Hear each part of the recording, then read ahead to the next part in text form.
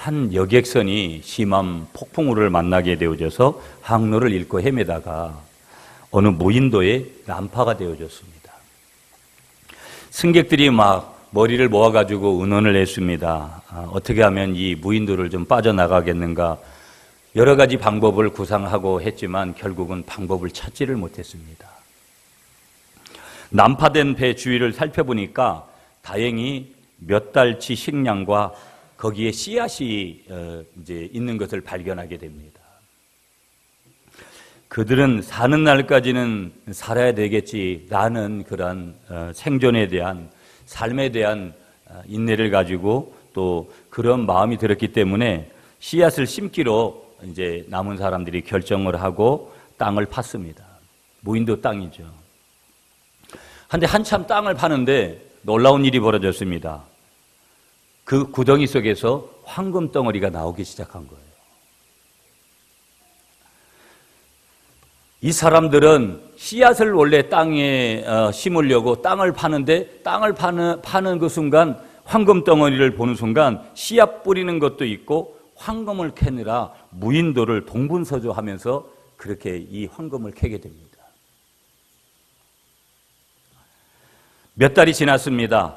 몇 달호가 지나고 보니까 황금은 산더미같이 쌓였고 그들은 누구나 할 것 없이 모두가 다 지쳐버렸습니다.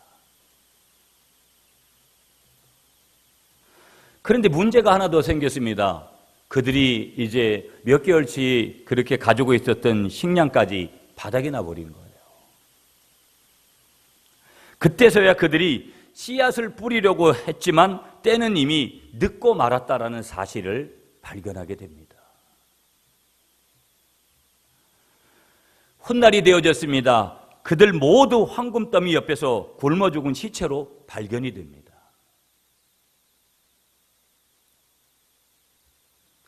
오늘 우리는 이 예화를 통해서 어떤 메시지를 하나님이 우리에게 주시려고 하는 걸까요?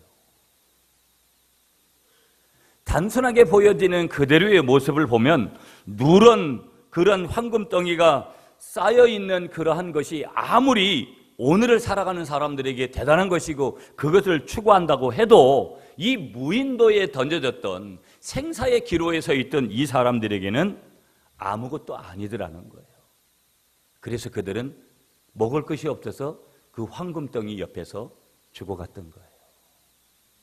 한마디로 말하면 미래를 심어야 됐는데 절대 미래를 준비하지 아니한 거예요. 오늘 눈앞에 보여지는 것들만 바라보고 살았던 사람들의 최후의 비참함을 말씀하고 있는 것이죠. 오늘 믿는 우리들에게도 정말 우리가 믿음의 씨앗을 뿌렸고 또 회개의 씨앗을 뿌렸고 기도의 씨앗을 뿌리고 사랑의 씨앗을 뿌리고 나눔의 씨앗을 먼저 심어야 된다고 말은 하고 생각을 했지만 그만큼 우리가 그렇게 살아왔는가? 그리고 우리에게는 오늘도 중요하지만 내일이 우리에게 중요하다는 의미를 가지면서 살아왔는가? 더더군다나 내가 반드시 죽는다라는 이 죽음 앞에서 하나님 앞에 서는 날을 생각하면서 살아왔는가? 나는 무엇을 심고 있는가? 우리 한번 따라하겠습니다, 여러분. 나는 무엇을 심고 있는가? 여러분, 이미 고인이 되셔서 천국에 가신 김중곤 목사님이 쓰신 그 칼럼에 보면 나는 무엇을 심고 있는가? 이 칼럼에서 이렇게 이야기하고 있습니다. 가라지를 심고 보리를 기대하지 말라. 악습을 심으며 어떤 날 우연히 고매한 품성의 인물이 되리라고 기대하지 말라. 시기와 증오를 심으며 우정과 사랑을 기대하지 말라.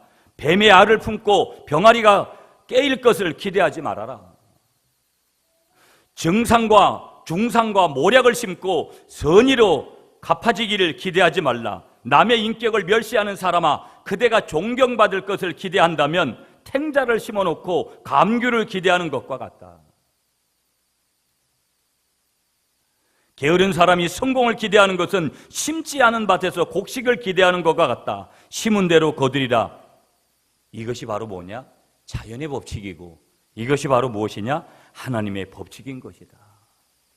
그러므로 한 사람에게 있어서 지식을 뇌 속에 입력한 만큼 우리는 유식하게 되어지는 것이고, 선수는 연습한 만큼 챔피언이 되는 것이다 하는 이치를 우리들에게 말씀하고 있는 것이죠. 나는 무엇을 심으며 살아가고 있는 걸까? 내가 지금 붙들려고 하는 것들이 무엇일까? 우리는 오늘 2014년도가 한 달밖에 일반력으로는 남지 않은 이때, 또 교회력으로는 또 새로운 한 해를 시작하는 이 즈음에 우리는 우리 자신들을 조금 뒤돌아봐야 된다 이 말이에요. 아멘이십니까? 한번 따라하겠습니다. 콩 심은데 콩 나고, 팥 심은데 팥 난다. 인생에 우연이 없다 이 말이에요. 인생의 우연한 결과는 곁닿고 없는 것이다. 인생에는 자신이 행한 것만큼 심은 대로 하나님께서 그들에게 주시는 거다. 대림절이거든요. 대림절이 뭐냐? 교회에서는 성탄절에 12월 25일 성탄절에 오실 아기 예수님을 기다리는 4주간의 절기예요. 뭐 하면서 기다리는 것이냐? 경건하게 예수님이 정말로 이 땅에 나의 죄를 위하여서 오실 것을 기대하면서 자신들을 좀 새롭게 한 해를 출발하는 그런 마음들을 가지면서 그렇게 지나는 절기 대림절이에요. 그리고 오늘부터 우리 예수 믿는 사람들은 새로운 1년을 사는 거예요. 내년 대림절을 맞이할 때까지. 더 정확하게 말씀드리면 추수감사절에 한 해를 감사하는 그러한 절기를 맞이할 때까지 우리는 또 다른 1년을 또 살게 되는 거예요. 뭘 거두려고 할 건가? 지난 주간에 생각지도 않은 장례를 집례하게 되고, 또 우리 항존직들하고 몇몇 분들이 또 수고를 해주셔서 감사하고요. 아주 특별한 어떤 시간들을 보내게 됐습니다. 전 어릴 때 장례가 나고 그러면 남의 집에 가서 뭐 음식을 먹고 이런 것들은 전혀 하지를 못했습니다. 겁도 많고, 또 그런 걸 쳐다본다라는 것은 지금도 많은 분들이 그런 것들을 좀 두려워하지만, 그런데 이제 목사가 돼서는 어떤 사람의 죽음들을 더 가까이 제가 어떻게 보면 그 시신을 더 가까이 가서 만져보고 더 뚫어지게 제가 쳐다봅니다. 장례를 집례하면 제가 땅속에 묻히는 시신을 더 뚫어지게 쳐다보고 거기에서 단순하게 제 자신을 발견합니다. 내가 이 자리에 있는 날들이 반드시 올 거다. 내가 이 자리에 이렇게 눕는 날들이 반드시 온다라는 것이죠. 이분만이 먼저 이렇게 눕는 것이 아니라 나도 이 자리에 반드시 눕는 날이 온다. 그러면서 여러 가지 장례를 하면 제가 받는 은혜가 훨씬 큽니다.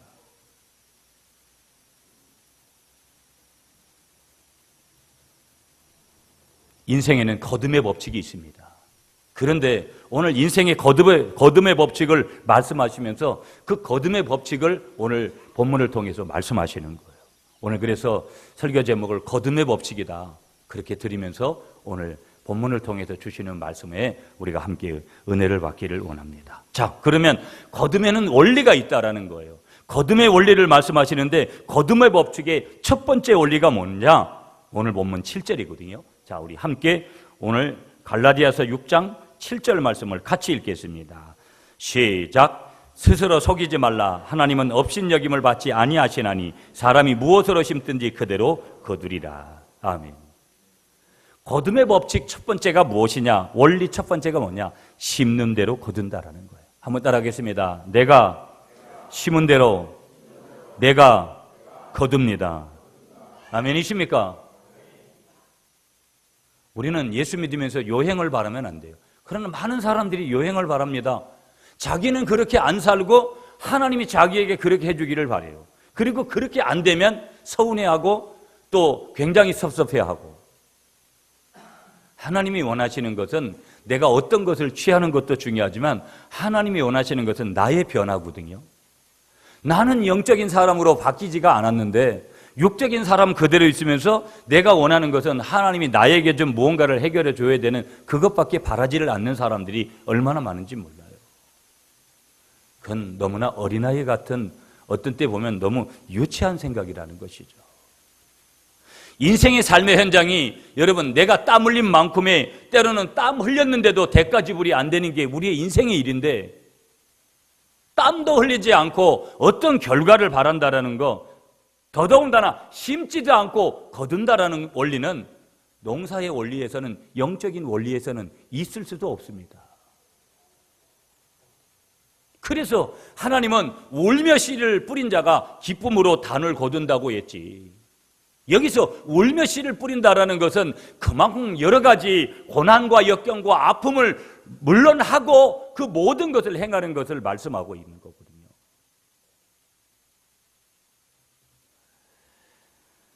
오늘 7절 말씀에 보면 스스로 속이지 말라. 하나님은 옛날 개혁판에 보면 만홀히 여김을 받지 아니하신다. 오늘 개혁 개정판에서는 뭐라고요? 업신여김을 받지 아니하신다.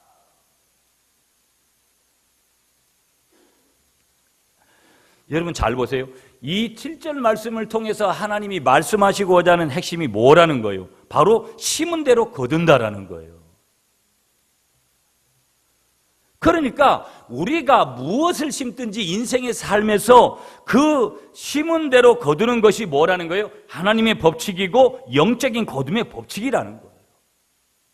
그런데 여기서 잘 보시면 스스로 속이지 말라고 했는데 헬라어 원어로는 스스로 미혹되지 말라 이렇게 해석되고 있어요. 스스로 미혹되지 마라. 그러니까 스스로 미혹이 되지 말라 이 말은 심은 대로 거둔다라는 영적인 법칙이 있는데 이 법칙을 무시하면 스스로 뭐 하게 된다? 미혹되어져서 스스로 미혹되어져서 스스로 망하게 된다라는 거예요.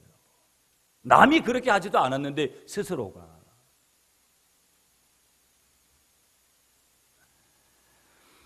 또 여기서 말씀하고 있는 7절에서 하나님은 업신여김을 받지 아니하신다. 하나님은 만홀히 여김을 받지 아니하신다. 이 말씀이 뭐예요? 하나님은 우습게 여김을 받지 않으신다. 한마디로 말하면 하나님은 어떤 누구에게도 바보 취급을 받지 아니하신다. 이런 뜻을 가지고 있는 거예요. 우리는 안 그런 것 같지만 하나님을 우습게 알고 하나님을 바보로 취급하는 그런 사람이 아니라고 말하면서도 때로는 그런 행동을 저지를 때가 있더라는 거예요. 그러나 보세요. 우리가 심은 대로 거둔다는 이 법칙을 잃어버리고 심지 않은 데서 거두려고 한다면 저와 여러분들이 만약에 그것이 곧 뭐를 한다는 거예요? 하나님을 우습게 여기는 것이고 그것이 곧 하나님을 바보로 취급하는 것이라는 것을 말씀해 주고 있는 거예요. 신을 우습게 여기는 피조물. 이건 세상의 원리에서도 있을 수가 없는 것이죠. 여러분, 오늘 이 아침에 여러분들을 축복합니다. 아무쪼록 심은 대로 거두는 이 말씀을 가슴에 깊이 새기시면서 스스로 미혹되지 아니하며 하나님을 바보 취급하지 아니하시는 여러분이 될 수 있기를 간절히 축복하겠습니다.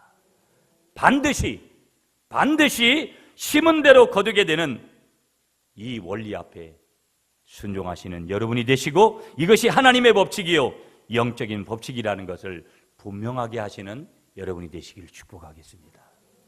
자, 그러면 여기서 하나님은 심는 원리 첫 번째 원리를 우리에게 말씀하고 있어요. 그게 어디냐면 6절 말씀이에요. 자, 6절 말씀 다 같이 읽겠습니다. 시작. 가르침을 받는 자는 말씀을 가르치는 자와 모든 좋은 것을 함께하라. 아멘. 심는 원리 첫 번째가 뭐냐면 가르치는 자와 좋은 것을 함께해라. 여러분, 이 말씀이 저에게도 해당되는 거기 때문에 조심스럽기도 하고 그렇지만 말씀이기 때문에 그대로 선포하는 거예요. 여러분이 섬기는 교회 목사님에게 여러분이 어떤 모습으로 1년을 어떤 모습으로 섬겨왔는지를 뒤돌아보라는 거예요. 조금 더 내부적으로 들어가면 여러분을 섬겨줬던 셀리더들과 여러분을 섬겨줬던 그런 교회 안에 중직자들과 지도자들에게 어떤 모습이었나, 또 이 모습을 가정으로 돌아가면 윗 어른들에게 어떤 모습으로 그들을 섬겼는가. 그러나 이 말씀은 넓은 의미로보다는 좁은 의미로서 어떤 의미에서는 목회자에게 한정을 짓고 있는 거예요. 여러분이 세상 사람들, 세상에 알고 있는 지인들과는 끊임없이 좋은 것들을 나누고 여러 가지 했지만 여러분에게 1년 동안 말씀을 전해줬던 목회자에게 여러분이 어떻게 섬기고 왔는가를 되돌아보라는 거예요.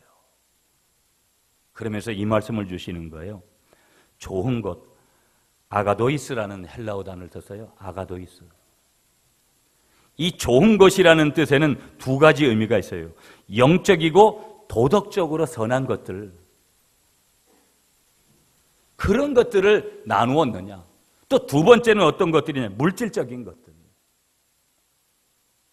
그 물질적인 것들을 통해서 섬겼느냐? 이런 것들을 지금 묻고 있던 거예요. 세상에 아무리 좋은 선생이 있어도 영적인 선생만큼 비교 가치가 될 수가 없는 것입니다. 그게 성경이 오늘 우리에게 말씀하고 있는 거예요. 이 시몬과 거듭의 법칙을 말씀하시면서 중요한 원리 하나를 말씀하는 거예요. 내가 섬기는 지도자에게, 오늘 나를 가르치는 자에게 심는 것 없이 거듭이라는 것은 없다. 거듭의 법칙은 반드시 선행 조건 하나가 되는데 그게 뭐냐? 심어야 된다라는 거예요. 심지 않은 것에서 반드시 거두는 법칙은 없다라는 것을 반드시 말씀하는 거예요. 목회자에게 관련된 거기 때문에 길지 않게 터치하면서 가겠습니다. 좋은 것으로 섬기라는 것이죠. 그러면서 8절 말씀을 보면 시몬대로 거두는 그 사례를 구체적으로 주시고 있는 거예요. 자, 8절 말씀 우리가 다 같이 읽도록 하겠습니다. 시작. 자기의 육체를 위하여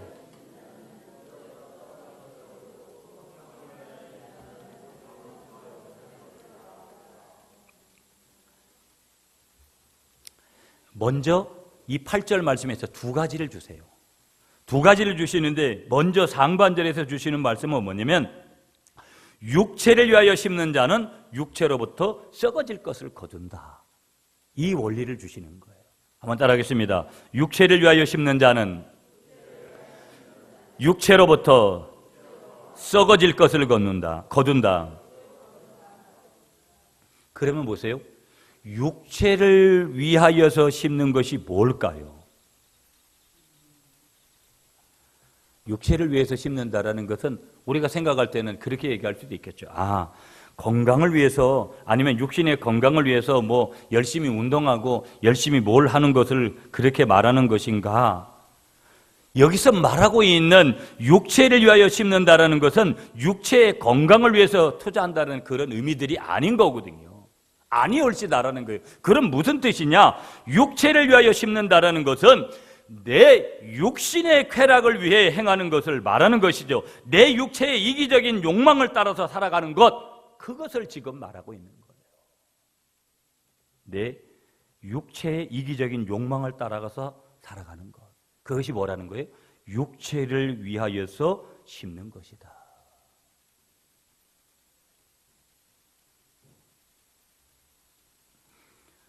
돈을 인생의 최고의 목표로 알고 물불 안 버리고 돈을 벌려고 하는 것, 더 나아가서 어떻게 하면 더 좋은 차와 더 좋은 고급 아파트를 살 수 있을까?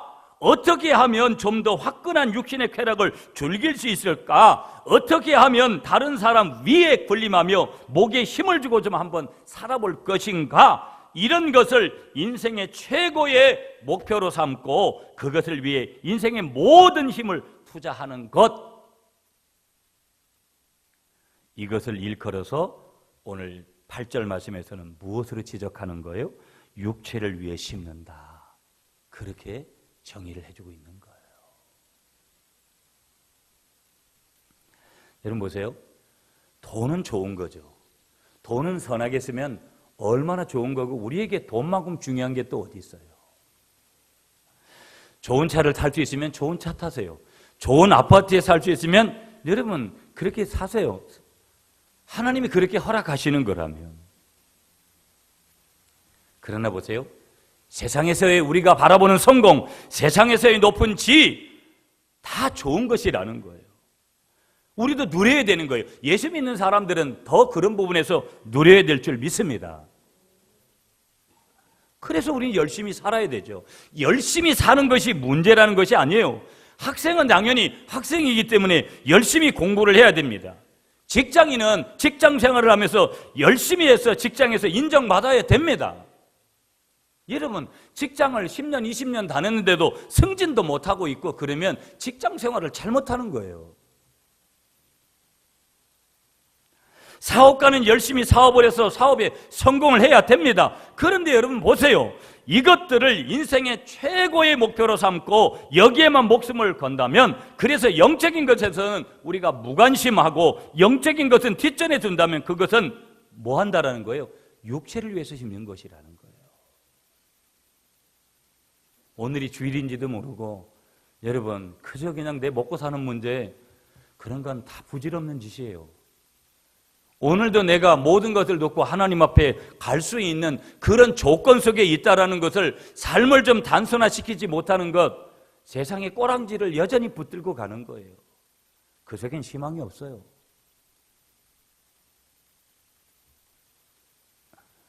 언제나 우선순위는 뭐라는 거예요? 영적인 것에 두어야 된다라는 거예요. 아멘이십니까? 어디에 있어야 된다라는 거예요? 언제나 우선순위는 주님 나라에 있어야 된다라는 거예요. 한번 따라하겠습니다. 언제나 내 인생의 우선순위는 영적인 것, 주님 나라에 있어야 됩니다. 아멘이십니까?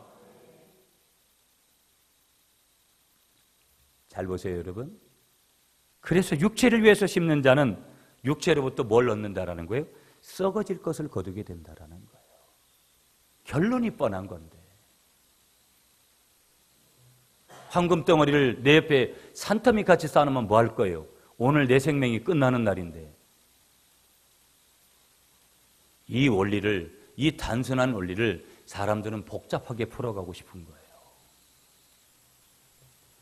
그 주인공이 될 때 후회가 되는 것이죠. 그 주인공이 될 때.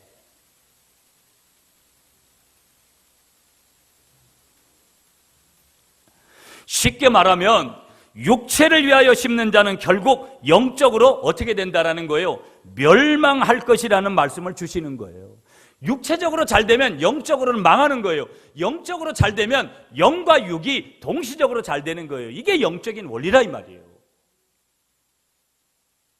많은 사람들은 이 단순한 원리를 반대로 살아요. 자기만 열심히 살면 모든 게 다 취해지는 줄 알다고요.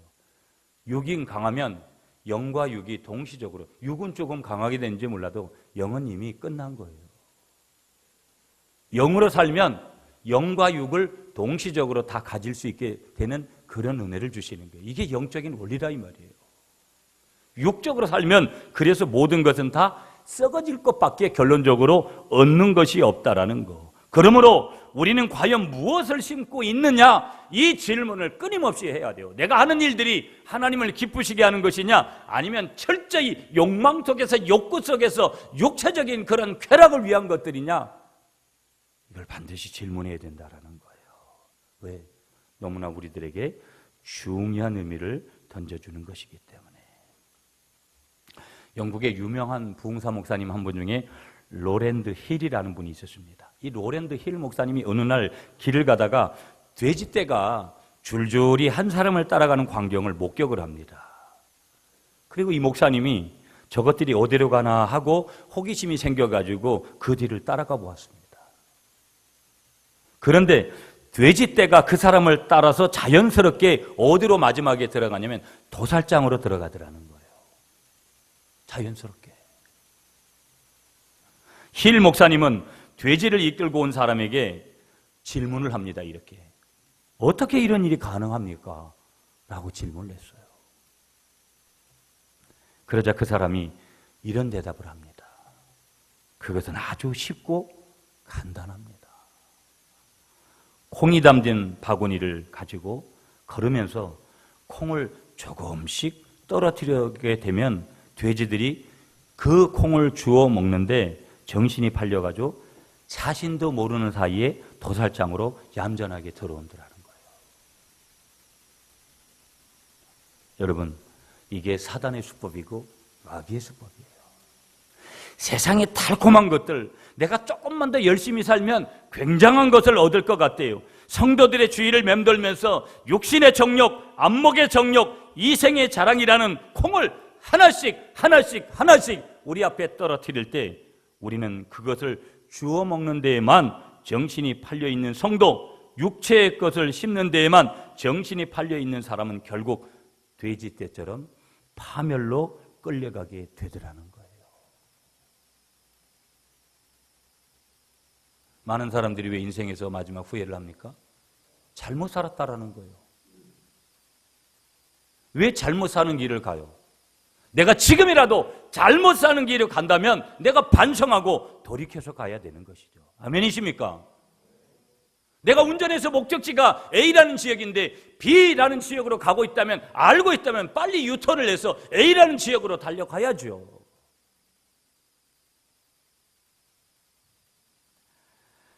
두 번째, 첫 번째로 하나 주어졌던 8절의 메시지가 육신을 위해서 심으면 육신에 위해서 썩어질 것을 거두게 된다. 하반절에 보시면 또 한 가지 반대의 말씀을 주세요. 반대의 말씀이 뭐냐? 8절 하반절에 보세요. 한번 따라하겠습니다. 성령을 위하여 심는 자는 성령으로부터 영생을 거둔다. 이게 제 말이 아닙니다, 여러분. 오늘 하나님의 말씀이에요. 8절에 그렇게 말씀하고 있잖아요. 성령을 위하여 심는 자는 오늘 성령으로부터 뭐를 거둔다? 영생을 거둔다 이 말이에요. 생명을 거두게 된다 이 말이에요. 그 생명도 어떤 생명? 영원한 생명을 거두게 된다. 오늘 여러분 성령을 따라 심는 여러분이 되시기를 축복하겠습니다. 그러면 성령을 따라 심는 것이 무엇이냐? 다른 게 아니고 하나님의 말씀에 순종하는 삶을 사는 거예요. 아멘이십니까? 그러니까 하나님의 나라를 위해서 헌신하는 그 삶을 바로 성령을 위해서 사는 삶이다. 그렇게 지금 말씀하고 있는 거예요. 여러분, 여기 영생을 거둔다. 마지막에 그렇게 얘기했잖아요. 이 사람이. 그러니까 이 말은 뭐냐면 영생을 거둔다라는 것은 신앙생활의 모든 축복을 요약하는 말씀이에요. 우리는 어떻게 살아야 축복을 받는지를 알아야 되는데 우리는 많은 사람들이 어떻게 살아야 우리가 축복을 받는 이 원리를 이탈해가지고 축복을 요구하는 거예요. 전제가 뭐라 그랬어요? 심어야 된다 그랬어요. 심지 않은 곳에서는 절대 열매가 거둘 수가 없는 거예요. 그런데 문제는 뭐냐면 육신을 위해서 심으면 거기에선 썩어질 것밖에 나오지 않아요. 아무리 황금을 많이, 아무리 우리가 돈을 많이 벌어도 돈을 번 것이 잘못이 아니라 돈을 버는 과정에서 이미 뭐예요? 하나님 없이 세상의 모든 것을 빼앗겨 버린 그 마음이 이미 벌써 타락해 버린 거예요.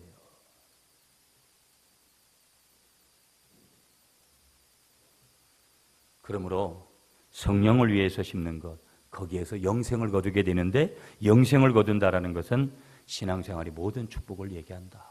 그러니까 잘되는 귀한 은혜들이 어디로부터 온다라는 거예요?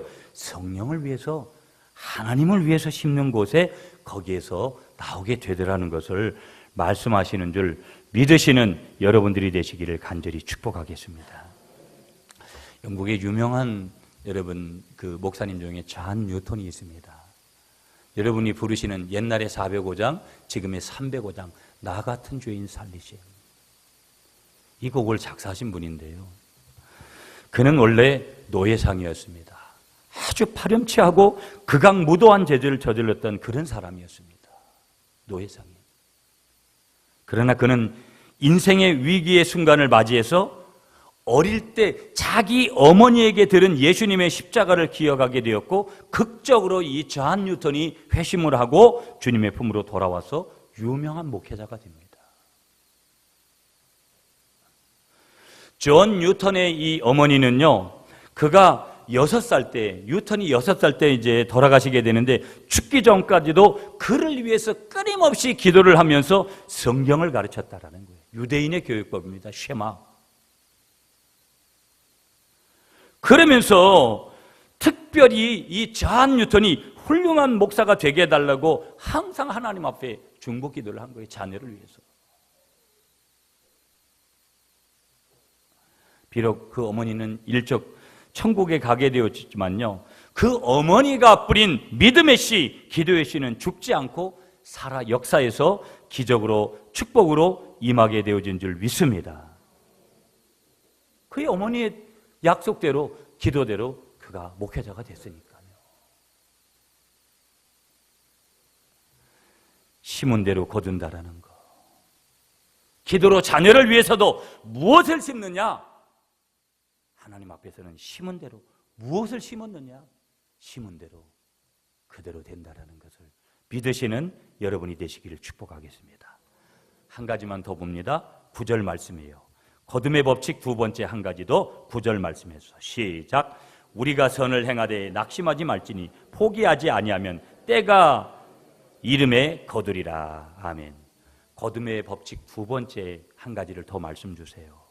한번 따라하겠습니다. 낙심하지 말고 끝까지 인내해야 거둡니다. 아멘이십니까? 우리가 인생을 살아가면서요, 우리가 더더군다나 하나님 앞에서 선을 행했다, 선한 것을 심으면서 우리가 절망한다, 그럴 때도 와요. 목회를 하면 여러분, 저에게도 얼마나 이런 마음들이 오는지 몰라요. 어떤 때는 사람을 보면 너무나 실망이 돼요. 어떤 때는 정말 말하고 싶지 않은 그런 마음들이 너무나 많이 와요. 영적으로 살지 않는 사람들을 보면 더더군다나 얼마나 많은 거부감들이 오고 그러는지 몰라요. 내가 하나님 앞에서 이렇게 최선을 다하는데 어떤 때는 자존심 상하는 일들을 만나게 되어질 때도 여러 생각들이 교차할 때가 있어요. 그럴 때도 자기를 내려놓으려고, 나 자신을 내려놓으려고, 어떻게 보면은 원망하는 것보다는, 절망하는 것보다는 하나님이 하실 것이다라는 기대를 가지고 그렇게 자꾸 말하려고 하고, 그렇게 생각을 하려고 하고, 그런 마음을 품으려고 제 자신이 얼마나 몸부림을 치는지 몰라요. 여러분, 구약성경의 출애굽기를 보세요. 이스라엘 백성들이 430년 동안 종살이하던 그들이 울며불며 하나님 앞에 그들이 기도할 때 하나님이 위대한 지도자 모세를 통해서 그들을 인도하잖아요. 그런데 광야 40년 동안 그들이 끊임없이 했던 것은 절망이에요. 믿음으로 고백하는 것들보다는 절망이에요. 그래서 그 입술에서 항상 나왔던 게 뭐냐면 원망이에요. 원망. 하나님을 원망하고 사람을 원망하고 지도자를 원망하고. 오늘 우리 사회를 보세요. 많은 사람들이 절망합니다. 아니, 오늘 환경이 그만큼 어려운 것도 사실이에요. 우리나라 정치, 경제, 사회, 문화가 얼마나 지금 어려운 상황 속에 있는지 몰라요. 국방의 문제 얼마나 어려운 상황 속에 있는지 몰라요. 그러나 전쟁을 포함한 모든 것들은 다 하나님 손안에 있는 줄 믿습니다. 예수 믿는 우리들은 대통령 손안에 우리가 있는 것이 아니고, 여러분, 저희 강단에도 이 태국기를 놓은 것은 나라 없는 백성이 어디 있겠어요? 나라 없는 그리스도인이 어디 있겠어요? 그러나 그 나라 위에는 그 나라를 통치하시는 하나님이 계신 줄 믿습니다. 이 원리가 먼저라는 거예요. 이스라엘 백성들이 절망하니까 바로 원망하는 소리가 나왔어요. 끊임없이 원망하는 거예요. 원망했던 그 사람들은 다 즉시적으로도 광야에서 죽고 1세대들은 결국은 가나안 땅에 들어가지를 못했어요. 무슨 얘기예요? 절망과 원망 이런 것들은 하나님의 의를 절대 이뤄내지 못해요. 안 되는 것도 된다고 말하시는 여러분이 되시기를 다시 한번 간절히 축복하겠습니다. 여러분, 자살을 많이 하잖아요. 요즘에 얼마나 살기 힘들면 많은 사람들이 자살을 할까요? 그런데 자살을 하는 사람들의 그 욕구를 보면, 심리를 보면 충동적이고 즉흥적인 것들이 굉장히 많은데요. 자살하는 사람들의 대부분의 사람들은 다 그 내면에 뭐가 있냐면 절망감 때문에 자살을 한다는 게 절망. 끝났다. 그 끝남은 사람이 끝난 거거든요. 하나님은 새로운 일을 시작하실 수 있는데 그 하나님의 영적인 원리는 절대 못 보는 거예요. 자살하는 분들이. 우리나라 사람들이 한 해에 10,000명 이상의 사람들이 자살을 하는데요. 그 자살하는 사람들을 조사해 보면 50% 이상이 육체적, 정신적으로 극심한 질병을 앓고 있고요. 20% 정도는 심각한 경제적인 어려움을 겪고 있다는 거예요. 그러니까 무슨 얘기예요? 질병으로 인한 절망감, 심각한 경제적인 어려움으로 인한 절망감, 이런 절망감들이 뭐예요? 사람들을 자살로 몰아넣더라는 거예요. 여러분, 우리 쪽에도 절망이 있잖아요. 여러분이 뭐 때문에 지금 절망합니까? 답을 할 수 있잖아요. 절망하는 일이 왜 없겠어요? 그러나 절망하는 일이 와도 절망과 원망은 잠시만 해야 된다는 거예요. 잠깐만 해야 된다는 거예요. 그것이 지속성을 가지면 반드시 그것 때문에 문제가 생기게끔 된다는 거예요. 아멘이십니까? 그러므로 낙심해서는 안 된다는 거, 절망해서는 안 된다는 거. 그래서 오늘 9절 말씀이 이렇게 말씀하시는 거예요. 우리가 선을 행하되 낙심하지 말지니 피곤하지 아니하면 때가 이름에 뭐한다? 거두리라. 그러니까 저와 여러분들이 축복의 열매를 거두기 위해서는 선으로 심되 반드시 우리가 해야 될 게 뭐예요? 인생에서 여러 가지 풀리지 않는다고 해서 낙심하지 말아라.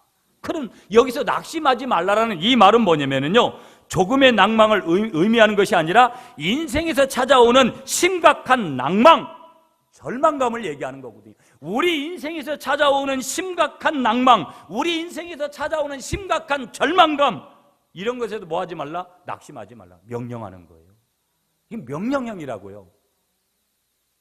그럼 우리는 뭐 하면 돼요? 하나님의 명령이기 때문에 순종하면 돼요. 그렇게 안 하면 된다 이 말이에요. 그리고 그런 마음이 안 생기면 하나님 앞에 도움을 청해야 돼요. 하나님, 내가 절망하는 마음이 자꾸 생기는데 이 마음이 생기지 않도록 이 마음을 거두어 달라고 저와 여러분들이 기도해야 될 줄 믿습니다.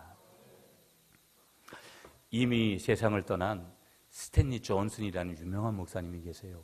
우리 목회자들한테는 이분 책을 좀 읽고 하는 것들이 굉장히 중요해요. 이 스탠리 존슨 목사님이 선교사라고 왔는데 젊은 나이에 인도에 가가지고 선교 사업을 하게 됩니다.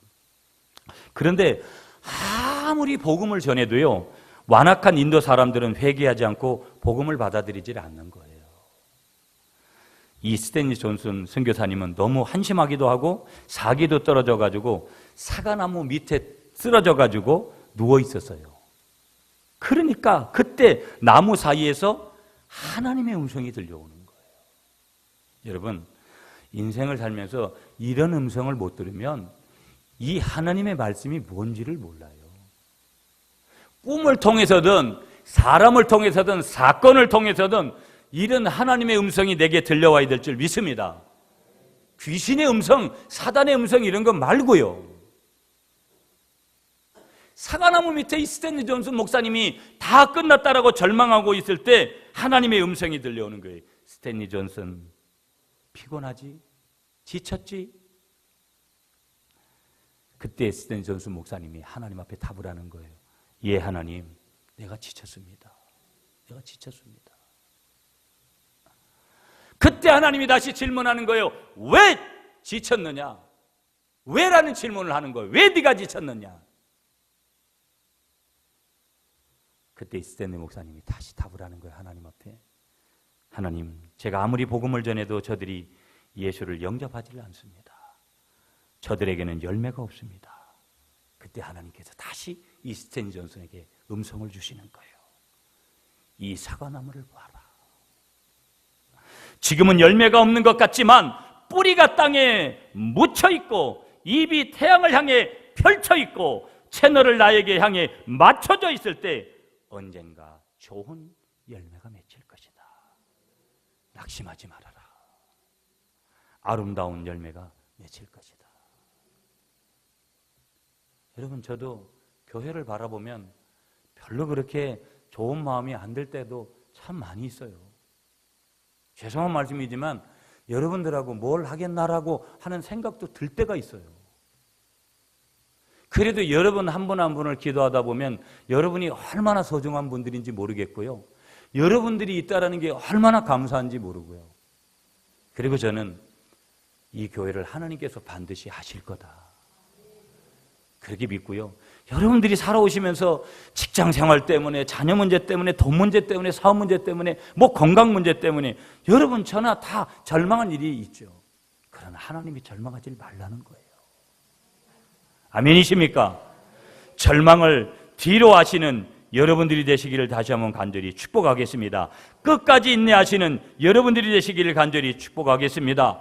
선을 심었습니까? 헌신을 심었습니까? 믿음을 심었습니까? 기도를 심었습니까? 성령으로 심었습니까? 어떤 일이 있어도 절망하지 않는 여러분들이 되시기를 축복합니다. 포기하지 않는 여러분이 되시기를 축복합니다.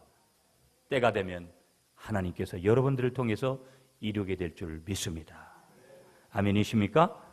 그러면서 10절 말씀 한 가지 결론이에요. 여러분 이제 마칠게요. 10절 말씀 우리 다 같이 읽겠습니다. 시작. 그러므로 우리는 기회 있는 대로 모든 이에게 착한 일을 하되 더욱 믿음의 가정들에게 할지니라. 아멘. 믿지 않는 사람들한테 정신 팔려가지고 똑같이 그렇게 살아야 될 이유가 없다라 이 말이에요. 돈이 있으면, 물질이 있으면 여러분 밥 한 끼락도 믿는 사람들에게 대접을 하라는 거예요. 굉장히 중요한 원리입니다, 여러분. 내가 전도를 하기 위해서 다른 믿지 않는 사람들에게 식사도 대접하고 물질도 써야 되지만 하나님의 원리는 뭐예요? 믿음 안에 있는 가정들에게 선을 더 많이 하라 이 말이에요. 아멘이십니까? 오늘 저와 여러분들이 이렇게 만난 것은 우연이 아니고요. 여러분이 여러분의 성도끼리 우리 구미 갈릴리 교회에 있어서 만난 것은 우연이 아닙니다. 옆에 계신 분하고 이렇게 한번 인사하겠습니다. 내가 당신을 만난 것은 우연이 아닙니다. 예, 내년부터는 당신을 위해서 나의 물질도 쓰고 시간도 드리고 몸으로도 헌신하겠습니다. 예, 약속하셨으니까 그대로 약속은 여러분이 지키셔야 돼요. 자, 결론 맺겠습니다, 여러분. 올해는 과일이 다 풍년이고 모든 게 다 풍년이래요. 그래서 뭐 상주 같은 데는 감도 안 따고 그러더라고요. 감 따봤자 인건비도 안 나온대요. 감 따가락하고 뭐 그러더라고요. 감사한 거죠. 먹을 것이 없어서 수많은 아이들이 죽어져가는 아프리카 땅이나 이런 땅을 바라보면 우리가 얼마나 아직도 축복된 땅에서 살고 있는지를 실감하는 거죠. 그러나 보세요. 우리는 항상 거두는 게 아니에요. 거둠에는 법칙이 있어요.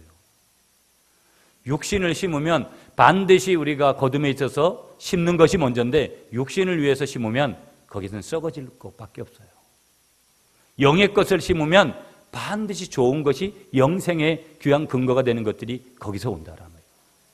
심었으면 그리고 반드시 인내해야 된다는 거예요. 절망하지 말라는 거예요. 교회 문제든 신앙 문제든 직장 문제든 사업 문제든 하나님 앞에 맡기고 갈 뿐이에요. 때가 되면 하나님이 해결하실 줄 믿습니다. 그리고 그 인내하는 동안에 할 수만 있으면 누구에게? 믿음의 가정들에게 선한 일을 하라. 무엇이든지 생기면 교인들하고 함께 하려고 하고요. 그건 이기적인 게 아니라는 거예요. 그때 하나님께서 우리에게 좋은 것을 주신다. 그래서 두 가지를 오늘 말씀드렸습니다. 심은 대로 거두는 것이다. 두 번째는 낙심하지 말고 끝까지 인내해야 거둔다. 이 거둠의 법칙에 충실하시는 여러분 되어져서 하나님이 주시는 귀한 축복을 날마다 누리시는 여러분이 되시기를 간절히 축복하겠습니다.